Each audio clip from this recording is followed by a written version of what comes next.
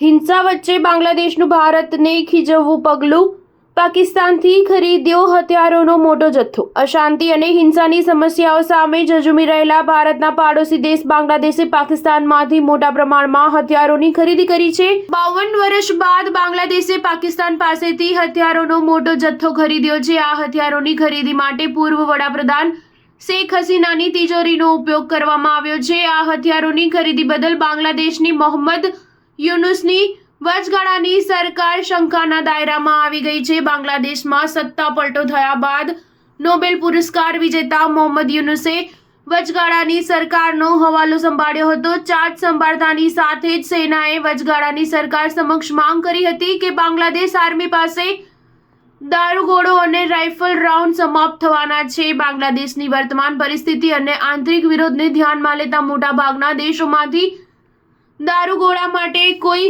સંતોષકારક પ્રતિસાદ મળ્યો ન હતો, જેથી બાંગ્લાદેશમાં હાજર સલાહકારોએ ભારતને બદલે અન્ય કોઈ દેશ પાસેથી દારૂગોળો ખરીદવાની સલાહ આપી હતી।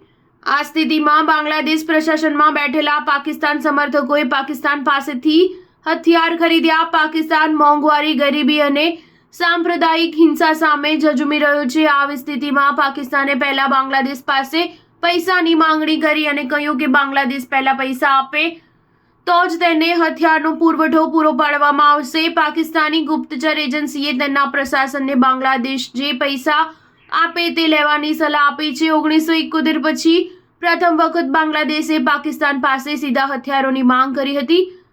બાંગ્લાદેશે તેની જરૂરિયાત પૂરી કરવા માટે પાકિસ્તાન પાસેથી લગભગ 50,000 રાઉન્ડ દારૂગોળો, 3,000 યુનિટ ટેન્ક દારૂગોળો, 50 ટન RDX વિસ્ફોટ અને 20,000 રાઉન્ડ દારૂગોળો મંગાવ્યો છે। પરંતુ હવે બાંગ્લાદેશ દ્વારા હથિયારોની ખરીદીમાં દલાલીના આરોપો સામે આવી રહ્યા છે। આ અંગે મોહમ્મદ યુનુસની વચગાળાની સરકારની સાથે બાંગ્લાદેશ આર્મીના ઘણા અધિકારીઓ સવાલોના ઘેરામાં છે। સ્ટાર ન્યૂઝ 7 હંમેશા સચ્ચાઈની સાથે।